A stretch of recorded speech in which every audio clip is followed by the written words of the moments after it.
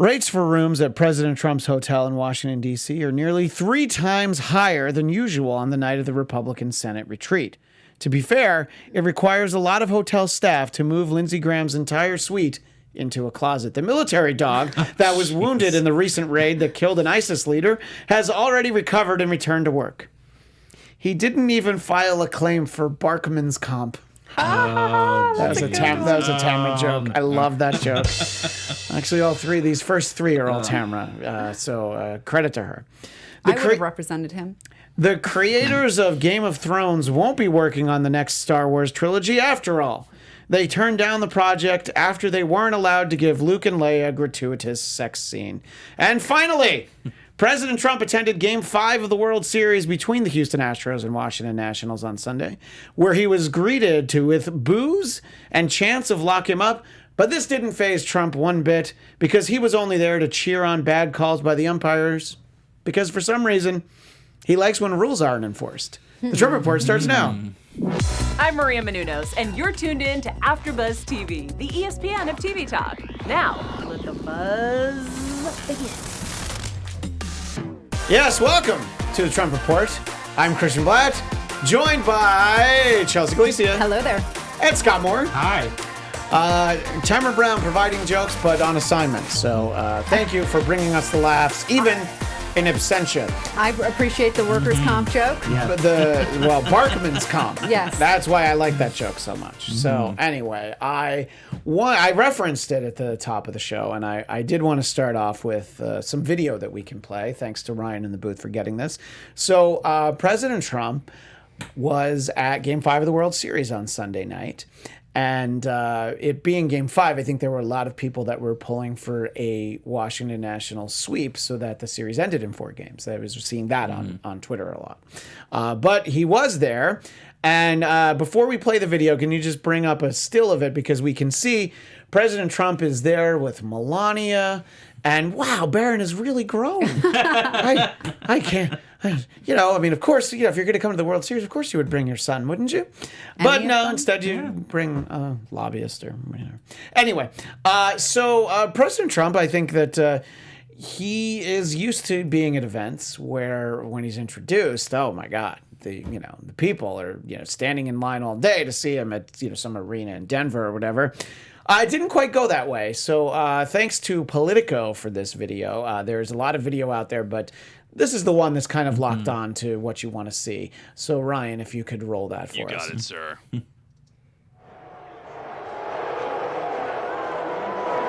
It's starting to sit in right now. He's like, well, Melania's like, oh, no. They don't like me. And, she was just like, and then he's like, all right, well, I'm going to keep standing here, but I'm so annoyed at these people. And he's waving to people. And there also, as I referenced, were chants of lock him up, which I think, you have to give sports fans credit. They're really good at chanting things to rattle whom they consider the opposing team. And I guess in this case, the President of the United States is the opposing team for those there. So I thought it was all very funny to watch it play out. And there was a narrative online afterwards. There are people that say, well, you should have respect for the office of the president. If you don't like the president, you shouldn't boo him. I mean, you shouldn't go to a sporting event if you don't want to get booed. I mean, Ryan in the booth as a Philadelphia fan. Oh, yeah. I believe you are familiar with the story that Philadelphia Eagles fans booed Santa Claus when he was introduced. Yeah, and he deserved it, too. Well, yeah. Well, now that's a great point. Eagles green. So, exactly. So, Chelsea's horrified. But I think that, it kind of goes with the territory. He did not throw out a first pitch, which I know President George W. Bush did right after 9/11.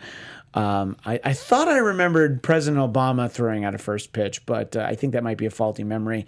I'm going to just say that President Trump, I I don't think he can hit the black from the pitcher's mound. What do you think it would have looked like, Scott, if President Trump had thrown a pitch? Well, considering that he does everything else so awkwardly, I'm sure it would have been just a very awkward, weird throw or something. Yeah. Can you look for something for me, Ryan, in the booth? I'm searching already. You know what I'm going to ask for, don't you? The Eagles Super Bowl No. I'm going to ask for...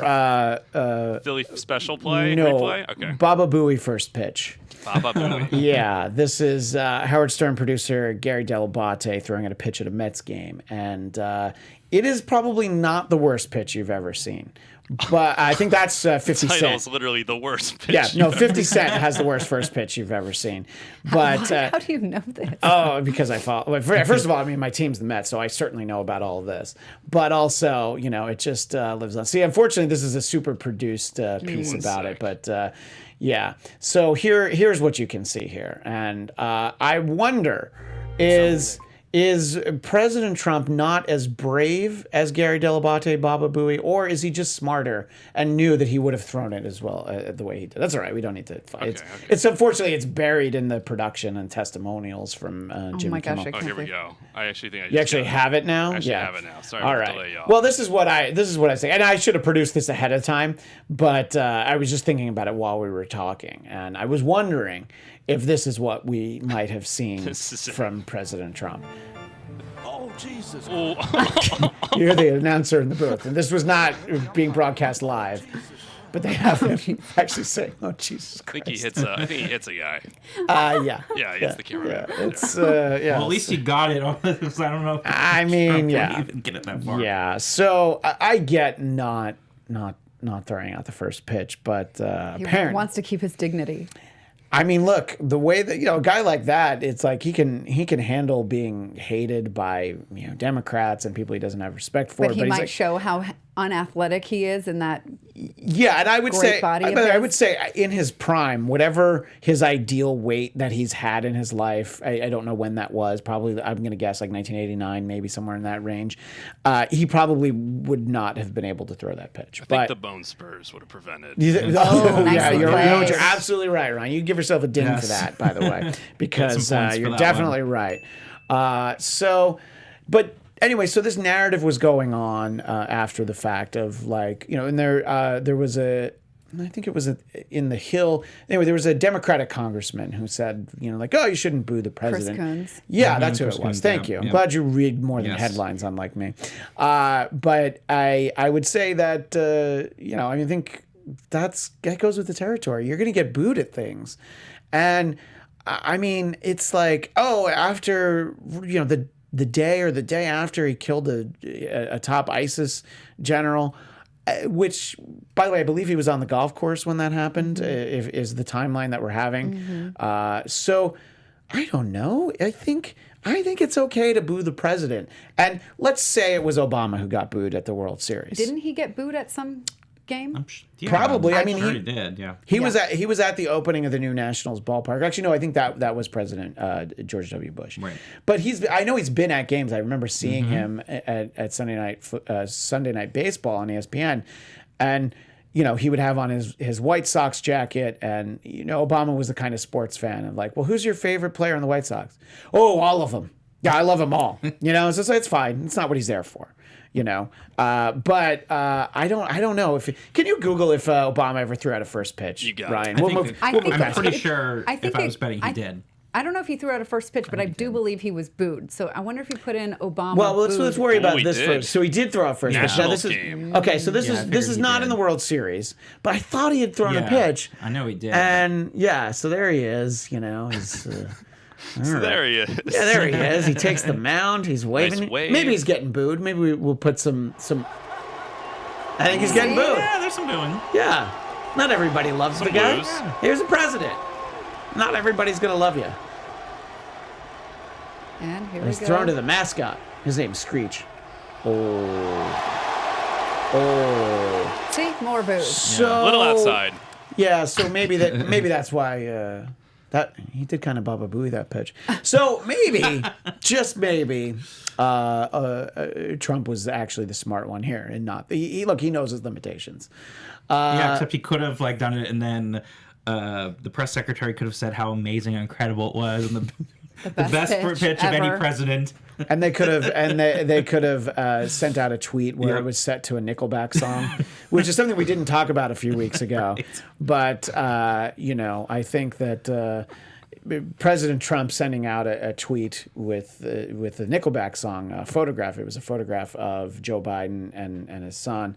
And the best usage of copyright infringement was pulling down a tweet of a Nickelback video from the President of the United States because it wasn't cleared for copyright. Hold on. Someone commented, big surprise, high and to the left. That is funny. That's good. That is funny. And you assume good. Trump's would have been low and to the right, but who knows? It's hard to say.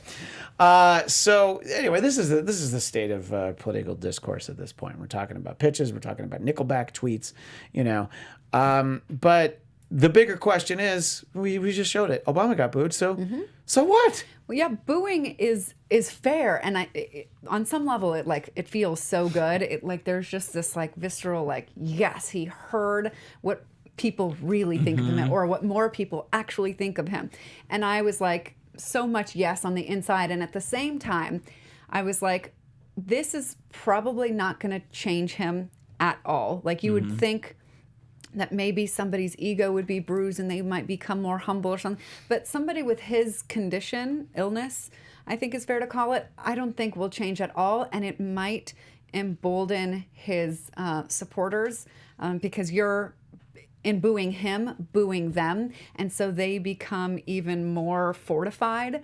And it's like you're giving the ego something to battle up against. And so while it feels good, I think we have to be careful about indulging in it too much, just because of the way that it actually can backfire. I don't know. I'm really torn. I'm not saying that it was inappropriate and that you shouldn't do it, but we just have to be kind of two-minded about it. Yes, enjoy it, but be careful because it's rallying the base. Well, yeah, and I think that that is something that Democrats ought to be conscious of is, are you emboldening the base and increasing the base by, going after the president? I mean, obviously you can always take polls with a grain of salt, but, there was a USA Today poll earlier today, and it's 46% in favor of impeachment and removal from office and 47% against. So we're always kind of, I haven't seen any, and Scott, maybe you see more polling than I do. I haven't seen any where it's really out of the margin of error. It always seems like it's really close, right? Have you seen any outliers that really? Yeah, I think besides that Fox News poll, right? The Fox News poll, 51% wanted him removed, but right. Oh, so, not just impeached, but removed. Right. yeah. So Wow. no, Fox might have an axe to grind at this point. I think they might feel like they and their talent have been called out one time too many. So maybe they played with that margin of error a little bit. I'm just joking. I'm not assuming that anybody who's a pollster could ever tamper with it or anything. But I mean, look, we're still at the same point we were a few weeks ago, but it's not great news for President Trump. You're not rallying more support. Your core, your base is more emboldened and more dug in, and they're like, yeah, we kind of don't care. Chelsea, do you think that for the hardcore Trump fans, there's anything that they could be told that's going to convince them to either vote for someone else or just stay home on election day, or do you think that they're already all in at this point? It seems that they're all in, and I can't think of anything that maybe because I'm too logical. I think that if you're of sound logical mind, that you would disagree with most of this president's policies and just the way that he is carrying out the office of the presidency. But I don't understand these people who would support him. So I don't know what they would need to hear. I can't imagine that there is anything. They may be, like him, and it's like once you've picked a position, you stick with it because your ego will just not let you. It must save face. It will not let you admit wrongdoing or fault of any kind, and so you just have to dig in. And the only thing that will sort of save us is that more of us who were not engaged before, or maybe we're like, kind of, I'm looking for something different. But I know that there were a lot of people who were like, I'm looking for something different, and Hillary is the same, so I'm going to give him a chance. I can't believe that people did that, but whatever, they gave him a chance. And I have seen a lot of those people openly regret their choice. So if enough of those people support whoever the Democratic nominee is, then it doesn't really matter how unreasonable his base is. Sure. I mean, unreasonable from your perspective, Of course. but Scott, do you feel like someone who took that vote on, okay, for something that's different, this is definitely an outside of the box approach, they maybe regret their vote, but then if they feel like, well, the alternative is another person that's right back inside the same box I didn't like the next time, I think that disenfranchised Trump voters are more likely to just stay home. And do you feel like you're hearing much or anything from any of the candidates that you think is speaking to specifically those people who voted for Donald Trump because they believed in what he was saying, and then they had some buyer's remorse, but unfortunately it didn't matter if they kept the receipt, that it was all sales were final? Well, just stepping back to the booing real quick too, I would just say that to me, it's one of the fundamental things about being an American, that you have a right to be able to boo your leaders, and I don't find it disrespectful, because if you're saying it's the office of the president, this person is representing that office right now, and if you disagree with him, you should be able to have that right to boo, because the moment that that's taken away, then we're living in a dictatorship, and we should have the rights, regardless if they're Democrat, Republican, whoever they are. We should have that right as Americans, to be able to boo your leaders. So you don't think Kim Jong-un gets booed at a basketball game in North Korea? You don't think that happens? Yeah, exactly. You'd be gone and beheaded. Yeah. Yeah. All right, I guess. But you could just say you were booing for Dennis Rodman. Anyway, sorry. Go ahead. But that said, I do think it will depend on who the Democrats choose, and how that's going to all kind of sort itself out. I'm sure right now there probably are some people. There were some polls today in New Hampshire. It's like they're Iowa, New Hampshire, South Carolina has a different front runner in each state right now. So I think we've got to wait to see who's going to actually be that front runner. And I do agree with Chelsea that I think there's enough people, because he did not win by that much. So the fact that he's not tried to expand his base at all, he's just doubling down on in my opinion, a shrinking base. He's not expanding that. So therefore, it's not going to take a lot for a couple states to be picked off, depending on who that candidate is. And as we've talked about time and time again, if anything happens with the economy, that's his last kind of stand. And depending on what happens with the impeachment trial, then, you could see some more moderate Republicans that might have held their nose and voted for him, being like they're going to sit out. And that's going to be kind of the same thing that happened with Hillary Clinton in 2016, where people sat out. And you get enough of those people to sit out, and he loses the election. Chelsea, do you think it's more likely that President Trump and his advisors don't feel like they need to try and expand that base? Or do you think that it's more likely that everyone's saying, you should really get out there and try and do this, and he doesn't think he needs to? Which one do you think is? Do you think it's directly him, or do you think he's surrounded by mostly yes men, but let's say yes people? Absolutely surrounded by yes people. I think he will probably just try the same strategy from last time. Go deep with a base, even if it's small, and just create enough confusion or controversy, or get enough bad stuff spoken about the opponent that it creates apathy on the other side, so that they're like, okay, yeah, I'll vote for Hillary, but meh, or I'm just going to stay home because I'm not that excited about Hillary, because, yeah, even if Trump's not totally correct, it does look like she's a little corrupt. And it is the same thing that people like me were saying more on the left, that she is corrupt. So she had it from both sides. I don't think that enough people will. I mean, I think people who sat out will regret. I think many people who voted for him will regret it. So I think even if it's somebody like Joe Biden, or I don't think it would be at this point, but Bernie Sanders, everywhere in that continuum, I think that there will be enough people to get out and vote that will change the president. I mean, it might happen. I know that this is not going to be an easy race for whoever is a nominee, but I just can't really understand. I mean, I guess ignorance is I mean, let's a big just say, factor here, like, but you know, we were all there on election night, and I don't know that most of us understood what was happening. Well, we just saw that it was happening. Now that we know that people were seeing, you know, different Facebook ads and different things in their feed based on, you know, who they were pegged as, what issues bothered them, and that there were, you know, if immigration was, you know, something that you really cared about, you saw videos and images of people pouring over a wall, and they knew how to stir up people, and that obviously wasn't in my feed, so I didn't know that was going on.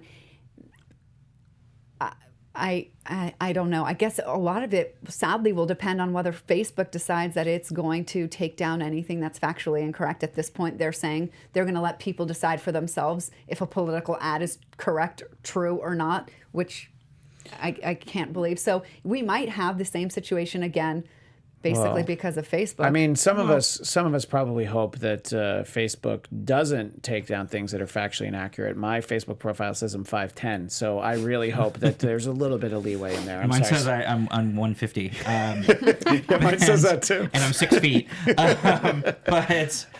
But I there were two things that were going on too that are kind of different this time around. In 2016, which we've talked about before, you know, we had a decent economy then. President Obama was in the White House. I think a lot of Democrats sat out because they weren't motivated enough by Hillary Clinton. But also, I don't think they really legitimately believed that Donald Trump was going to win. Mm-hmm. And so it was like, not really into Hillary, but she's got it in the bag. I don't need to go out of my way. Things are good right now. We've had President Obama for 8 years. You know, economy's doing decent. And then you had people that were very motivated on the other side, and a lot of Obama voters in the upper Midwest that were still feeling a little, you know, like we've talked about. Pretty pissed off. So they went out and made sure they voted. And it was sort of like they felt this was sort of their last stand as far as demographic changes and other things. But now that we're getting to the 2020 election, that people that sat out last time, that maybe if Biden is the nominee, that might be like, we're not as excited, are going to go out of their way to make sure that they vote for him this time because they've seen how bad it is for Trump. And then you might have some Trump voters or Republican voters that are not totally enamored by Donald Trump that are going to kind of sit back this time because they're like, I can't vote for the Democrat, but I'm not motivated by Donald Trump, that may sit out this time. So it might be reversed. And again, all it's going to take is those couple states, but that's where the focus is going to be. And I read a whole article about that they've already started in Wisconsin.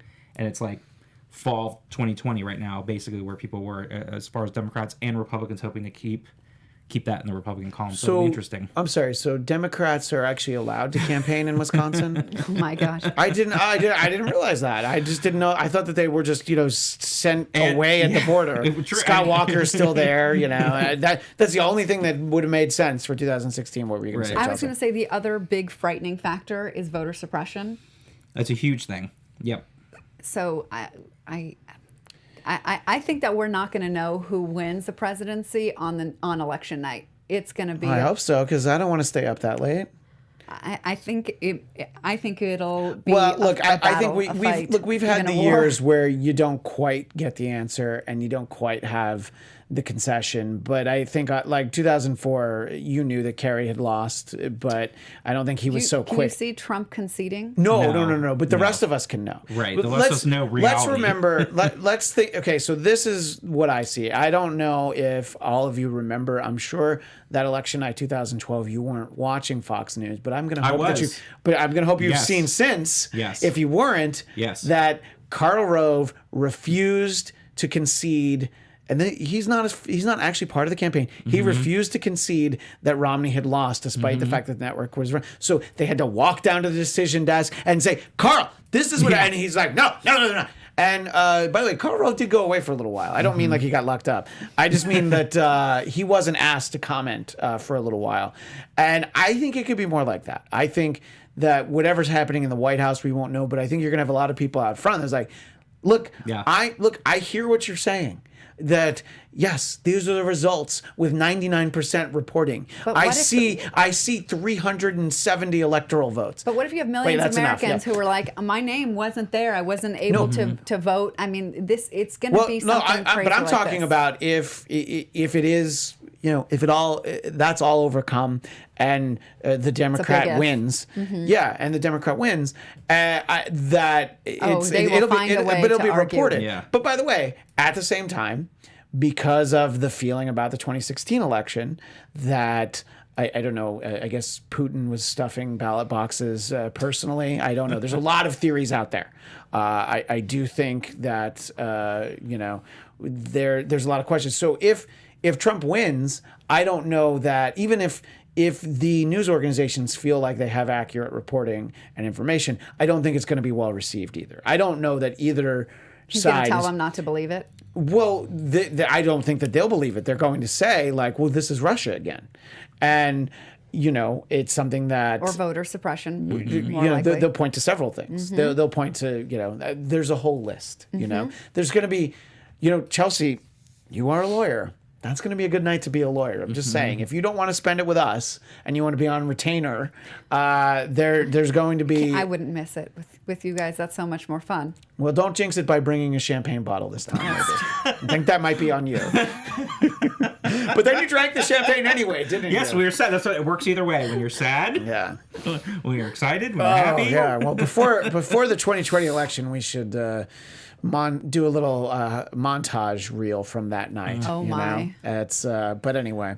Well, I was going to say my second part, sure. because there was a second part, is that it's really for the Democrats to lose because, again, you brought it up too a little bit, 2004. If you look back, 2004 is really the only time that the Republican has won the popular vote going back to 1988 since then, because Right. So George H.W. Bush won the popular vote in 1988. and then yeah. 2004 with his son George W. Bush, and that's the only times that Republicans have actually won the popular vote for the Right, presidency. and, So and it's honestly, definitely I'm not trying to disparage George H.W. Bush, but it was just sort of like, oh yeah, more Reagan. We like Right. that. Like, so I think that's a great example of coattails, Oh, 100%. And I mean, also, I don't know how far back you have to go to have the same party keeping the White House for 3 terms. I guess I just answered it myself. It's FDR because he could have won 6 elections. Yeah. If he had lived, exactly. And so- then going back to the 20s, Republicans had it from 1921 to 1933. But then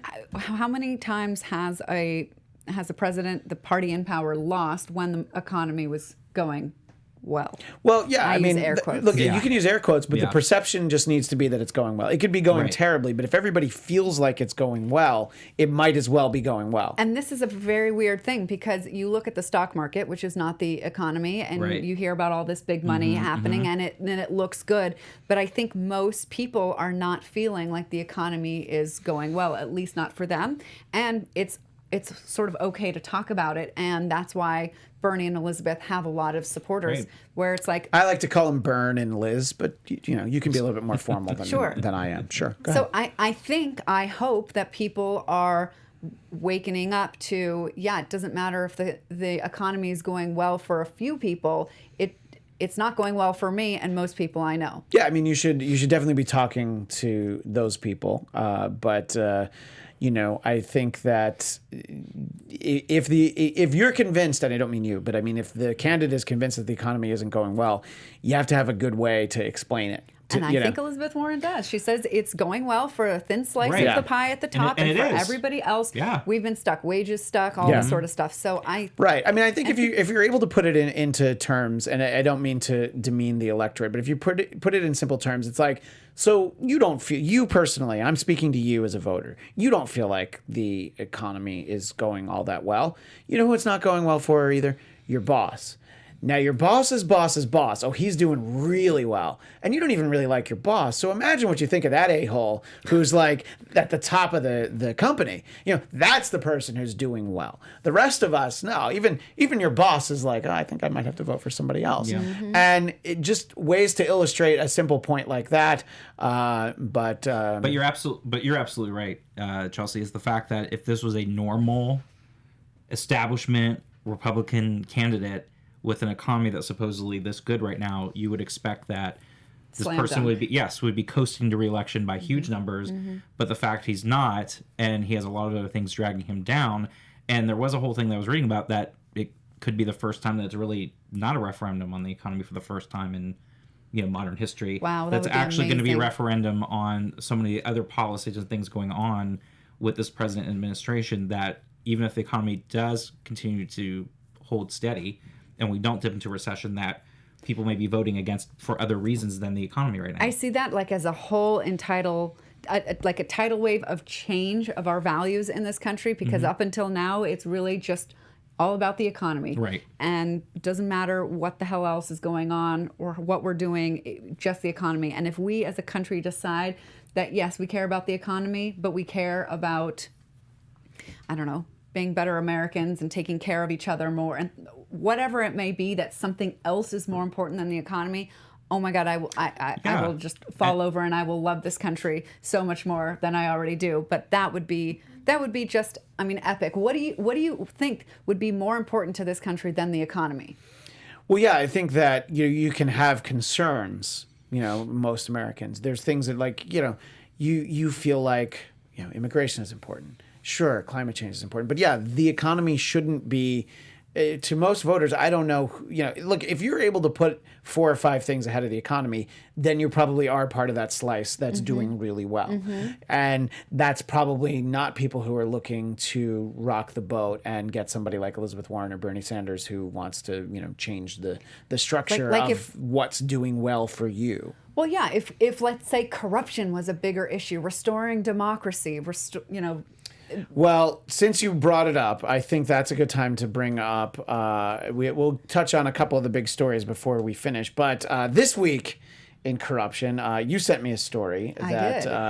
I'll just let you set it up. I was going to set it up, but I'm going to let you do it. I mean, usually it's a story of corruption, but this This is big corruption. This is Elizabeth Warren's plan to close the revolving door between big companies like Facebook and Google, and it's not just tech companies, but a lot of companies who, I think in the plan it says, vacuum up these people right out of an administration in some kind of regulatory position, and they scoop them up, pay them lots and lots of money, and that way that the person who just left whatever administration it is gets to use their contacts and influence to help basically lobby on behalf of whatever big company that hired them. And what I love about this plan is that she calls out this practice that has been done by both Democrats and Republicans. That made me happy. That made me feel like, okay, well, I want to hear from some Republicans to think, would they go for this? Can they buy into this? Because it calls out both sides for this practice of when you have these giant companies that are already doing really well, being able to go in and scoop up these like big fish from these administrations. I don't know. I can't see the controversy in that, and I'd actually like to know if you can see why people would not support this. Since you're the reasonable, more centered mind. I don't know what's reasonable about this mind, but I think when you look at it, I think that most elected officials of either party or independents want to get reelected. So But they're these always are people in like cabinet who have left. positions. right, but you never really know. Jeff Sessions is thinking about running for Senate. I saw that today. So you never really know. What do you want to do? Do you want to be the person that closes the door on all the corruption? Do you want to shut down super PACs, and do you want to Yes. have lobby? No, yeah. But if you might run for office, you're like, wait, I'm going to need all having that your money. hand out, Yeah. I was like, oh wait, I'm the guy who made it so I can't get all this money where I can run again. Or I think plenty of people will feel that way. But I think it's always like, yeah, what do I actually get out of this? And then it goes back to that, because it's such a big picture thing, is it what most Americans actually are excited about? And we go back to the economy. Is it more important than the economy? Do you need to take a big stand on this in order to win if you're running for an elected office? Now, if you're an appointed official, kind of don't want to ruffle the feathers of the person who appointed you. So this is why your Elizabeth Warrens would have to win. And I don't know. I can see people not doing it. I mean, look, it's you're applying logic, common sense, and fair-mindedness to Washington, D.C., which is not really a winning proposition. Okay, that's if it was the politicians in a vacuum having to vote on this. But if they're not in a vacuum and they actually care about what their constituents think, could you think of any just an ordinary, person? Sure, if their being constituents are actually voicing in large numbers, and maybe they're even showing up and making appointments, not just leaving voicemails that no one listens to or tweets. If they're actually, I think you'll get a number who are like, all right, well, we have to actually at least try to do something about this. But I think it again goes to, well, who's making the big push? Who's showing up that this is the issue that they're basically storming representatives Well, but for? this isn't by itself the issue. The issue is of corruption, and it shows up in many, many forms, and this is one of the big ones. Yeah, I can see that there's a lot of education that's needed to inform the public of this is what's been going on, and this is how some of these big companies have like obscene power over our government. This is how it happens, and I don't think that many people know about that. So sure, it takes an education campaign, and that takes effort, and it's not a super sexy issue, but if people can see that it is maybe a small piece of a really big corruption pie that they want to take down, I mean, come on. I'm looking to see what are the good arguments against it, and I just can't think of any. I mean, I can't either, but I could imagine them twisting it around. Like you saw a couple of Republicans came out for term limits, but they're independently wealthy. And I think that unless they're independently wealthy, that they can go out there and say, okay, yes, I do agree with Elizabeth Warren. I think the other spin is going to be, oh, they should have the freedom to go out and work for anybody. They have a right to get a job like anyone else. And I think that's how a lot of Republicans would frame it, as should have the freedom to work wherever they want if someone's going to hire them. Sure. And that's how I feel that they would turn around, unless they're independently wealthy to where they can walk away and say, well, we can self-support our own campaigns without money, and they won't necessarily bring that up that they're wealthy. They'll just say, oh, I support term limits, or I support, making changes here or there. I agree with you. I think what she brought made me so happy when I read her plan a couple weeks ago. Actually, that whole big anti-corruption plan, it made so much sense. But it's going to be able to explain it to the everyday American voter on how important it is. And that's where I get worried it's going to get lost in the weeds with other things. And it's so easy to be, to spin that, is it going to go anywhere? But I do agree with you. But I think there would be an easy way to spin it for Republicans, at least. I mean, I guess, yeah, it is going to have to infringe upon some people's freedom to get a job. The question is, and listen, all of our freedoms get impeded one way or another. The question becomes on balance, for the sake of our democracy, and should we infringe upon these people's freedom to get a job with a huge company? And the plan is pretty specific about which companies are included, so it's not like they can't get any job. Right. And it's not forever. It's for, I believe it's a fixed time of 4 years. Yeah, right. It's a couple years. Yeah. They're not going to be banned from ever getting a job ever again. And it makes a lot of sense, but yeah, I think it'd be hard unless, to spin it in the right way. Or they can say, well, how do you enforce that? And the plan has an enforcement thing about a percentage of net profits. I was like, forget net profits. It should be on gross profits, but whatever.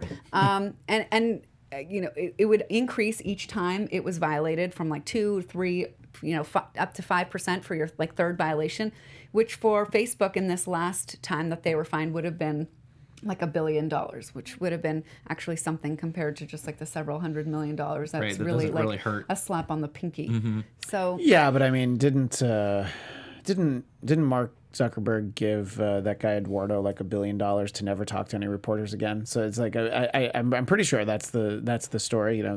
Basically Andrew Garfield in the Social Network movie, the guy that you will literally never hear from again because of the amount of money. So it depends. If if they feel like their business model is like, yeah, we're not gonna do anything. So it's like, yeah, we can get fined. Who knows what Facebook is worth? I mean, we hear reports, but I think only Zuckerberg knows. I did want to talk about a couple of things. There's obviously a lot of talk about impeachment. And Scott, where's the clock right now? Where's the impeachment clock? Is it stuck? Or It's stuck there, but it's. Is it blinking 11:59? Yes, okay, so it is really close. There. Yeah. Are there a good pair of batteries in that clock, or because I feel like it's been blinking for a long time. And with the public utilities in California, well, you yeah, never know. if that's plugged in Northern California, Right, it's not it's blinking done. anything right now. But we did get so I'm mostly interested in the sort of backlash against the Lieutenant Colonel Alexander Inman, who actually testified against White House orders. That he said that I'm one of the people who raised concerns about this call with Ukraine, and I think that this is the sort of thing that it'll take, is someone who isn't getting pressure from the White House or the legal advice, like, you don't get to talk to anybody about anything, and they just feel like, but I feel like this is the right thing to do. And I don't know that this is necessarily a piece of information. This is testimony that, case closed, it's all over. But I think it is an indication of the sort of thing that if there's not more of, it's not really going to lead to much of anything. If you're able to have a lot of testimony and evidence, even the Senate will have to, give some consideration to actually, removal from office if the impeachment happens. But what I wanted to talk about is sort of the not so much the actual media, but more commentators are now like, well, this guy's clearly a spy. And he's I believe a 2-time Purple Heart recipient. I think maybe I've heard once. Okay, but twice. One's plenty. One's plenty. Impressive. One's plenty. Right. So even if let's just say for sure one. All right, because that's plenty. And I don't know. I think that when you're sort of built up as maybe a commentator or online presence who supports President Trump, usually what you point to is your support of the military. And in fact, that is one of the narratives against, to bring it full circle back to the booing President Trump at the World Series, was, you're also booing all of the wounded warriors who have sacrificed for this country. What the heck kind of logic? It's a tweet. Right? Hey, it is a tweet that I saw. Retweeted by a number of people. All tweets do not contain logic. Well, it does that. Well, I mean, there'd be no traffic on Twitter if it was only limited to logic. I think I would have like 2 tweets. What if ever. we had logic Twitter? Right. And but not. Before we run out of time, I wanted to kind of get your thoughts. I'll ask you first, Scott, on the Lieutenant Colonel stepping up, but also this sort of blind backlash against anyone who says anything critical of President Trump. Well, I mean, that's all they can do at this point, because if they don't, then... What do they got? Yeah, exactly. The whole thing's going to crumble down on them. And it's already like a house of cards, and it's crumbling because people are going in to do testimony now, which they keep trying to block. That's all they have. And that's why you see all these Republicans that are coming to his defense and going against the process and saying that the process is flawed, because they can't really say anything about... Substantively. Yes, because they know that he did wrong, and now they're trying to go in the other way and like, it's all secretive and it's behind closed doors and making up all this crap that is not true to try to denigrate the actual process going on, so that can be looked at as a partisan thing that they can then use to try to keep the president afloat. But unfortunately, the problem is they're going to have to go on the record in the Senate, and it's going to be there permanently when some of these people are going to be up for very tight re-elections in 2020. So I think it's going to be their own peril. But once they're going to vote on the procedure to make it official, even though they don't have to, but this way that'll be official, then they can move the inquiry forward.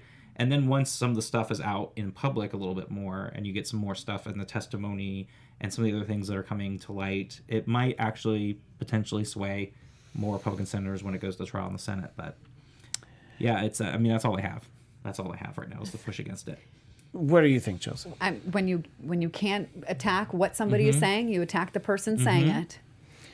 Yeah, and I guess, do you think that it's likely to be a deterrent to anybody who maybe is on the fence? And, again, I don't know how many people there are with prior knowledge of this conversation who are like, I also tried to raise it, but I think there's enough people out now saying it that It gives them and the they see ability. like, okay, yeah, I'm going to get attacked, but I got to do the right thing. I think these people coming forward are just, I'm going to do the right thing. It's going to be a personal sacrifice, but I have to tell the truth. And maybe, we're going to see the truth. In our final moment We have here, to be talking about Katie Hill. we don't have time for that. Oh, what in the holy heck of We have hex? 1 minute, so why are you going to bring that up? What would you like to say about her then? I was going to talk about impeachment, but if you want to talk, you're the one who's taking the scandalous story from the news that you want to make sure we get in. That you've changed in 3 years.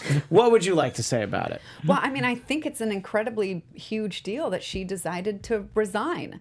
And I think it brings up a whole Do you think bunch. she wanted to resign, or do you Well, think she felt the pressure that you better resign? Well, of course she didn't want to resign. Sure, Yeah. she felt the pressure. The thing for me that comes up about this is how unfair it is that even if she did the right thing in resigning, that other people in much worse, like legal violations, not just Right. ethic violations, just stick around and get really dig their heels in and are prove it. And then once it's even proved, then it's like, well, you didn't prove it right, so I'm not stepping. So Like Duncan Hunter, thank you. who's Yes. still sitting there. Well, in I Congress think it's a and- lot easier to explain away sort of the legal pressures when what is being alleged are specifically the relationship. I know there are several, like 5 controversies facing her at Five, once. 2 that I know of. I'm exaggerating, because remember, I'm not a news outlet. But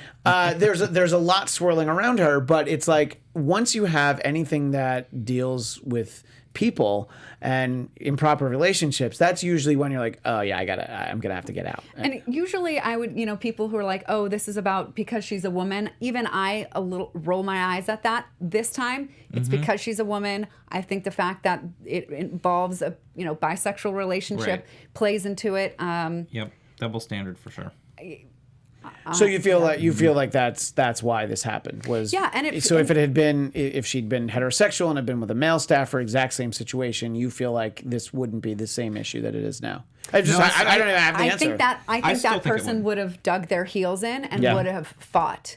Right. And Or if it was a man that had Right, if you reverse the if it was gender reversed of the gender the and it was elected just, official, heterosexual. Yes, so I she think that may, person would may still be very in well office. have done the right thing. It's just feels like such a bummer that she does the right thing. Nobody else seems to do the right thing. And it makes you feel like, well, forget the right thing. She should have just stayed in.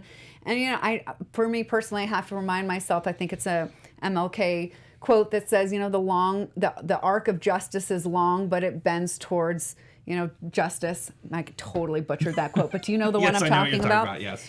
Yes. And so it's just. well, we're it's gonna a sit here sad- until you get that quote right. No. Great, we're gonna go way over there. We have a whole. We'll just we Google can keep talking about impeachment. Yeah. So yeah, I mean, I think that's an interesting story, but I do think it shows why you have this sort of approach towards interpersonal relationships. I mean, you would feel like something like Monica Lewinsky would never happen again. And especially not lying about it and feel, like that specific instance from 20 plus years ago, I think isn't where we're at right now. Right. And I think people are very mindful of the way that played out, but we are out of time, but we'll be back next week. Until then, Chelsea, where do people find you? At Chelsea Galicia. And Scott, where do people find you? You can find me at SMan80, SMan80. And you can find me on Twitter and Instagram at ChristianDMZ. Thanks again to everybody in the chat. We'll see you next Tuesday. Bye. Our founder, Kevin Undergaro, and me, Maria Menounos, would like to thank you for tuning in to AfterBuzz TV. Remember, we're not just the first, we're the biggest in the world, and we're the only destination for all your favorite TV shows. Whatever you crave, we've got it. So go to AfterBuzzTV.com and check out our lineup. Buzz you later. The views expressed herein are those of the hosts only and do not necessarily reflect the views of AfterBuzz TV or its owners or principals.